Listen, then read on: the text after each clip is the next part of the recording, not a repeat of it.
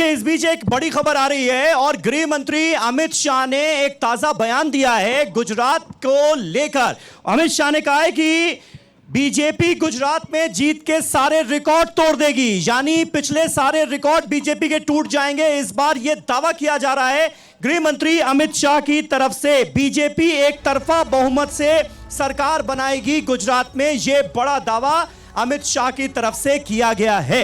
यह बताइए पटेल साहब, कितने का टारगेट आप लेकर चल रहे हैं, यह मैं आपसे पूछूंगा, लेकिन उससे पहले सुन लेते हैं अमित शाह का यह ताजा बयान।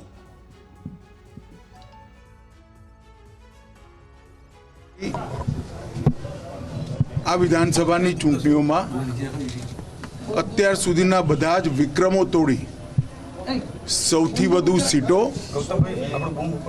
અને સૌથી વધુ મતો સાથે ફરી એકવાર પ્રચંડ બહુમતીથી અહીંયા સરકાર બનાવશે એવો અમારા સૌનો વિશ્વાસ છે।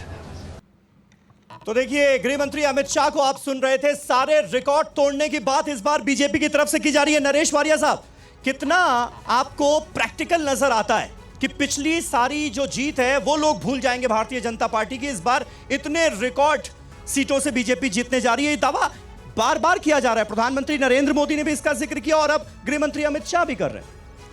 बीजेपी जब से सत्ता में आई तब से उनकी एक ही महत्वाकांक्षा रही है कि पिछले जब गुजरात में माधव सिंह सोलंकी ने 149 सीट का जो रिकॉर्ड बनाया उसको तोड़ना है। पिछले साल चुनाव में भी 150 प्लस का उन्होंने नारा दिया था। इस बार सभी रिकॉर्ड तोड़ने की बात कर रहे हैं। मुझे लगता है इस बार थोड़ी सिचुएशन अलग है। पिछले साल 99 पर सीट पर बीजेपी सिमट गई थी।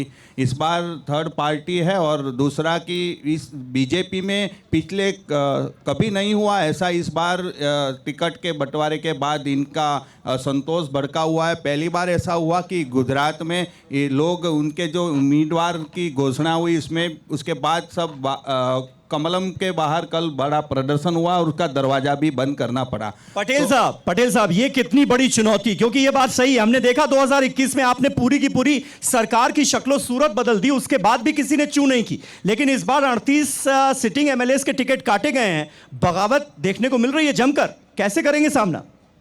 मुझे लगता है कि जैसे ही परिवार बड़ा होता है, जितना ज़्यादा बड़ा होता है उतने परिवार में चयन प्रक्रिया है, उसके ज़्यादा विकल्प तलाशे जाते हैं, हम तय कर सकते हैं। इस बार भी एक से बढ़कर एक हर सीट पर कैंडिडेट को बड़ी ही लोकशाही लोकतांत्रिक प्रक्रिया के बाद चुना गया है और ये सारे कैंडिडेट जो फर्स्ट फेज के थे अब तक वो नामांकन भर चुके हैं और कहीं इतनी बड़ी वारदात नहीं हुई जैसे कोई स्टेट के प्रेसिडेंट के लिए चोर है, ये है, ऐसे निम्न कक्षा के शब्द कहीं प्रयोग हुए ऐसे दूसरी पार्टी में बना है। हमारे यहाँ ऐसा नहीं है।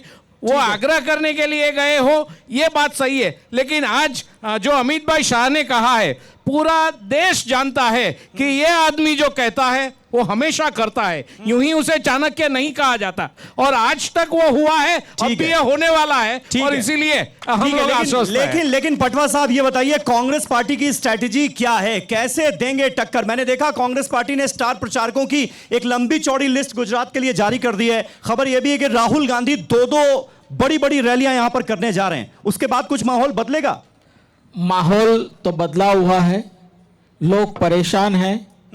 आज महंगाई की मार लोग झेल रहे हैं, इतनी समस्याएं हैं कि एंटी इनकम्बेंसी का पूरा जो माहौल है गुजरात में, अगली बार भी अमित भाई नरेंद्र भाई गुजरात के दौरे पे दौरे लगाते गए, 150 प्लस की बात करते गए, फिर भी सरकार से थोड़ी वंचित कांग्रेस रह गई। लेकिन आज भी इससे बुरी हाल इस बार है। आप देख लेना, बातें करना, मनोवैज्ञानिक जनता के ऊपर एक हावी होना, लेकिन वो बात उनकी कामयाब नहीं होने वाली है। इस बार कांग्रेस की सरकार बनने जा रही है, कोई नहीं रोक सकता। ठीक है, लेकिन ये बताइए कि असदुद्दीन ओवैसी जो हैं वो किस मोटिव के साथ इस बार गुजरात में आए? क्योंकि जहां तक मेरी जानकारी है आप लोग तकरीबन 3 दर्जन सीटों पर अपने कैंडिडेट गुजरात के अंदर खड़े कर रहे हैं, लेकिन सूरत में जबरदस्त विरोध हुआ है। अभी ताजा बयान हर्ष सांघवी जो कि गुजरात के गृह मंत्री, उन्होंने कहा कि ओवैसी साहब की सुरक्षा सुनिश्चित कराना हमारी जिम्मेदारी है, वो डरे नहीं, आए कहीं भी चुनाव प्रचार करें, रोकेंगे नहीं। देखिए, पहले तो मैं आपको बता दूं, जो विरोध हुआ है वो हमारी ध्यान में तो नहीं है। वहाँ नेशनल टीवी भी थी, सारे चैनल भी थे। ये कहाँ की क्लिप कहाँ आई है हमें नहीं पता, पहले मैं निश्चित कर दूं। नहीं, वहां पर मोदी के नारे लगे, मेरी बात सुनिए, मेरी मोदी के नारे लगे और काले झंडे दिखाई मैं दिए। आपको बताता हूँ, मैं वहीं मौजूद था। पूरी वहाँ पर सारी पब्लिक थी, नेशनल चैनल थे, सब कुछ थे, फिर भी मोबाइल की एक क्लिप वहाँ घूम रही है। अगर फिर भी अगर कहीं विरोध हुआ हो, कहीं कोने में, कहीं दिखाने के लिए किसने विरोध किया हो, मोदी के नारे लगाए हैं, तो मुझे लगता है कि जनता हमारे साथ है। जो सभा का माहौल था वो हिसाब से नहीं, नारे ओवैसी के नहीं लग रहे थे, मोदी के लग रहे लगाइए ना। मोदी के कौन मना करता है? 4 झंडे अगर दिखा के मोदी के नारे लगा रहे हैं तो हमें क्या फर्क पड़ता है? इतने दिनों से आम आदमी पार्टी, कांग्रेस विरोध कर रही थी, अब बीजेपी कर रही है। जो सक्सेस है उसके पीछे विरोध भी है, और हमारा सक्सेस हमें दिख रहा है, इसलिए विरोध है। बाकी कहाँ विरोध होता है? इनका होता है, कांग्रेस का नहीं होता, क्योंकि लास्ट टाइम 77 जीते थे, 63 बचे हैं, चले गए बीजेपी के अंदर, हम तो नहीं ले गए। और सुनिए 2 मिनट, आम आदमी पार्टी 27 जीती थी, कॉर्पोरेटर 5 फिर चले गए थे, तो हम तो वहीं के वहीं है। हम तो हमारी क़यादत मजबूत करने आए हैं, हम भी बताने आए हैं। मजलिस इत्तेहादुल मुस्लिमीन भी एक पार्टी है जो इस देश के अंदर काफी जोरों शोरों से इलेक्शन लड़ रही है। ठीक है, पटवा साहब ये बताइए कि बार बार बीजेपी की तरफ से आप लोगों पर हमला बोला जाता है और आम आदमी पार्टी जबरदस्त हमलावर है। वो कह रही है भाई कांग्रेस को वोट देके अपना वोट खराब नहीं करना, ये विधायक एक्सचेंज पार्टी है, इनके विधायक जीत कर आएंगे, कांग्रेस के टिकट से चले जाएंगे बीजेपी में, जबकि उनके अपने यहाँ 5 पार्षद जो चुनकर आए थे वो भी चले गए बीजेपी में। देखो, भारतीय जनता पार्टी खरीद फरोख्त की राजनीति में माहिर है, उसमें कोई दो राय नहीं है। आज आधी से ज्यादा भाजपा कांग्रेस युक्त है, आधी से ज्यादा। उनके पास चुनाव लड़ने के लिए आदमी भी नहीं है।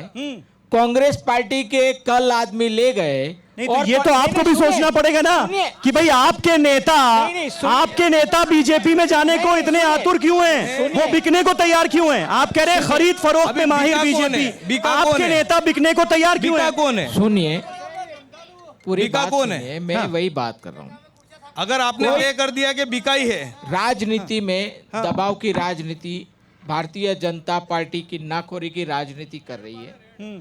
आज एक बार आप किसी के खिलाफ, भारतीय जनता पार्टी के खिलाफ बोलो, ईडी की रेड, आईटी की रेड, इंक्वायरी, सब चालू हो जाता है। ये विधायक, आप इतना समझिए कि भारतीय जनता पार्टी का विकास बहुत अच्छा है, तो क्यों खरीद फरोख्त करके अपने एमएलए को, अपने कार्यकर्ता को काट के कांग्रेस के जो ले गए आदमी को चुनाव लड़ाते हैं, मिनिस्टर बनाते हैं? अरे भाई क्या जरूरत है? तुम तो इतने लोकप्रिय हैं, तुम इतने काम किए हैं, कहाँ है आपके काम? इंटर इनकम्बेंसी है, कांग्रेस के नेता, कांग्रेस मैन्युफैक्चरिंग। ठीक है, पटेल साहब जवाब देंगे। पटेल साहब, ऐसा क्यों? खरीद फरोख्त की राजनीति के आरोप आप पर लग रहे हैं, और दूसरा बड़ा आरोप केंद्रीय जांच एजेंसियों के दुरुपयोग का, मिसयूज का। देखिए, दोनों का जवाब मैं देने के लिए बिल्कुल उतावला हूँ, बिल्कुल आतुर हूँ। एक तो ईडी, आईटी, जो भी नाम बोल रहे हैं, सारे डिपार्टमेंट ऑटोनोमस है और ये अपने आप में काम करते हैं। कहीं भी सरकार की उसमें दखलगिरी नहीं होती है, दखल अंदाजी नहीं होती।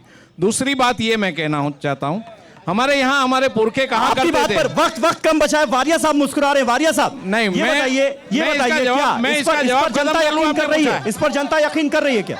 जल्दी से वारिया साहब, जल्दी से। मैं इसका जवाब खत्म कर लूं। इनका दुरुपयोग होता है वो सभी को पता है। जिनकी सरकार होती है, पिछले यूपीए की सरकार थी उन्होंने भी दुरुपयोग किया था और ये भी करती है। ये बात सही नहीं है कि उनकी स्वायत्ता वो तो कहने की होती है, थोड़ा बहुत तो जिनकी सरकार होती है उस तरफ वो काम करते ही है। ठीक है, आप कह रहे हैं किसी की भी सरकार हो, केंद्र में ये जांच एजेंसियों पर जो दुरुपयोग के आरोप लगते हैं उसमें कहीं ना कहीं कुछ ना कुछ सच्चाई तो होती है। बहरहाल ये सारे मुद्दे इस वक्त हैं जो कि सूरत की सियासत को गर्म कर रहे हैं। ऊंट किस करवट बैठेगा ये 8 तारीख को पता चलेगा, लेकिन हमारा हाईटेक बस का ये काफिला लगातार आगे बढ़ रहा है। कल किसी और शहर में हम मौजूद होंगे, कुछ और नेता हमारे साथ होंगे, नए मुद्दों पर होगी बात। आज के लिए मेरे साथ बस इतना ही। नमस्कार।